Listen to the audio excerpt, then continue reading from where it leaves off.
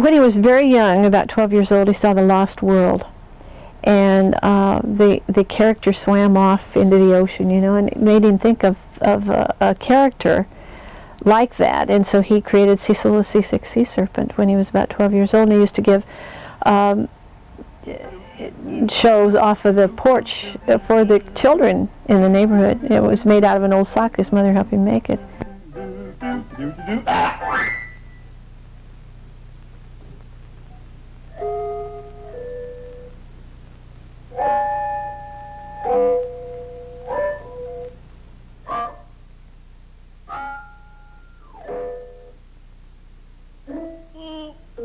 Something just doesn't look quite right to me. Just doesn't look quite right. All through the years he had this character. And even when he was at Warner's, he had a little puppet studio across the street from Warner's, and he used to go over there nights and work on the puppets. And the guys used to tease him, oh, he's playing with dolls, you know.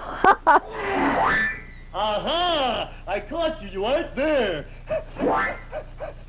What kept you? I think that I should have zagged. Just as I thought, yeah? Hey! Come out and fight like a man, or sea serpent, as the case may be. He took Cecil down there with him to the World's Fair, and it was the first time Cecil was on television. I believe it was 1936. Uncle Captain was the captain, and Cecil, but Bob created Beany one day in a delicatessen on Wilshire Boulevard. He was sitting there, and this cute little boy in a yarmulke came in, and he had a little striped shirt and blue overalls, and Bob sketched him and put a propeller on the Beany cap, and that's how Beany was born. Oh, boy, that's better. Boy, you know, that's the hottest bath I've ever had. Hi, Cecil, are you okay? Well, I guess so. I may not be the best-looking sea serpent, but I'm sure the cleanest. NBC optioned both Thunderbolt and the Wonder Colt and Beany at the time. They weren't doing anything with it, so Bob said, give me one of the properties back and let me go with it. So they gave him Time for Beany back. He had a stage in the garage at his home, and he had several people come and see the show there. And he had Klaus Landsberg of Channel 5, KTLA, come and look at the show. He loved it. And he said... Is that when he replaced Judy Splinters? Yes. Yeah, Judy Splinters had just left KTLA. Boy, do you know your history. And so he came on Friday and said, Bob, I want your show. They went to have a cup of coffee, and he says, I want it. And he says, can you be ready Monday? From the first moment that Beany was on the air, it was just a tremendous success. It's time for Beany! Yeah, Whitey! Whitey! Cecil, that's no way to look for the giant white gorilla. It ain't? It isn't. That's what I said. Well, I've got no time for a grammar lesson, and if we hope to catch that white beast, we got to be on our toes every second. Now, you go on and scout ahead, huh? On my toes? Yes. He selected Aye, aye, Stan sir, Freeberg Captain, for the sir. voice of Cecil. Here, Whitey! Here, Whitey! Bob knew that he had the tone of voice that he needed for Cecil, so he hired Stan, and Stan came in and Bob trained him. Back and forth.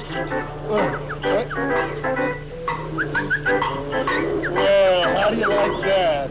It's thick and cock, the tick bird. Hiya, Tick. Yeah, what's up, Todd? Say, you boys ain't seen a big, giant, white gorilla around, have you? He was a great voice artist, Stan was. Dishonest John. Dishonest John and Cecil. And Oz Butler did Beany and Uncle Captain. Help! What's wrong, Uncle Captain? The giant white gorilla. Oh, what? He's coming this way. And they were the first voice artists that Bob had. And then Bob trained a lot of other men to do voices too. Don Messick and Shoemaker and Jimmy McGeorge and Walker Edmonston. And these fellows could also do the Cecil voice. Some of them could do Cecil, some of them could do Beany. Cecil? Well, hi, boy, what's up? Easy. I'm scared. Me Those too. drums? They're probably headhunters or something. Oh, now simmer down. Nothing to be feared of. No? We not for sure those are headhunters. Besides, we don't have a good one between us. A lot of people don't know that at that time, these other guys were doing the voices too. In other words, they would have Cecil coming into the scene here, and then they'd have something over here. They'd have another guy doing the same voice over here, but you couldn't tell which one it was. Time, I will not be back. I say I won't be back. I heard you. I'm really going this time. But then it came about 1958, and the puppets were out, and they said all the new thing is the cartoons. There was this big flood of cartoons coming into television, and it was mainly the old ones, the Felix the Cats and the Warner Brothers, the old Warner Brothers, and Popeye.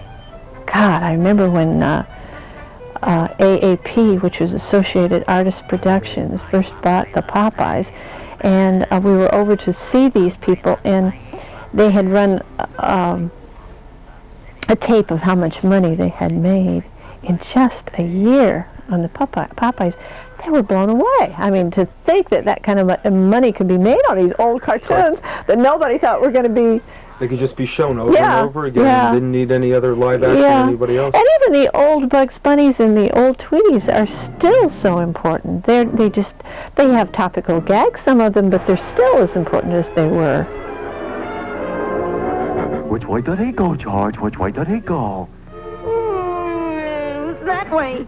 Well, gee, thanks a lot, George. Thanks a lot.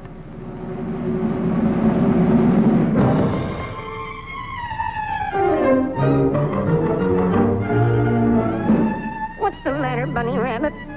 Speak to me. Why don't you say something? I'm only 3.5 years old. I like him. He's silly.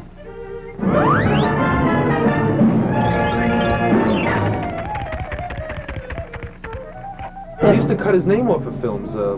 Well, that was really sad. Bob made some of the best cartoons at Warner Brothers. I mean, everybody knows that. They did a thing, they cut off the credits and put blue ribbons on them and re-released them as new cartoons, which they weren't. But it wasn't fair. I mean, they cut off the credits, so a lot of people don't know Bob's films because it's just the blue ribbon on there. His stuff is really incredible.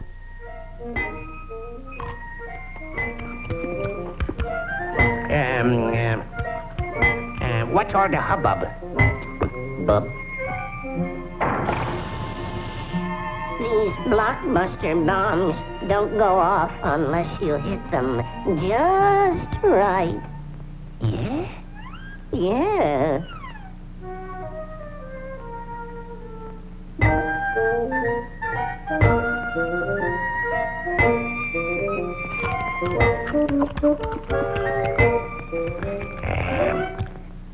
Hey, Mac. Let me take a whack at it.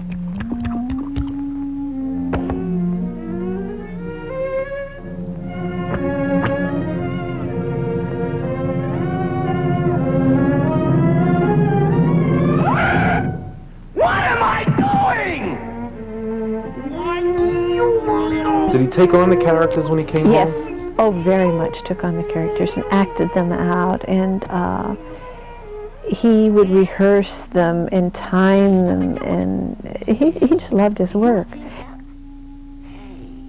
Could that have been a gremlin? It ain't Vendoville Key! I don't think he ever would have even looked at me in his early days because he loved his work. I mean, his work was everything. Even in later years, it was everything. He had no hobbies. I used to tease him that I was his only hobby because he just loved what he did, and he was doing it all the time. He lived it constantly. You liked it also? I did too, yes,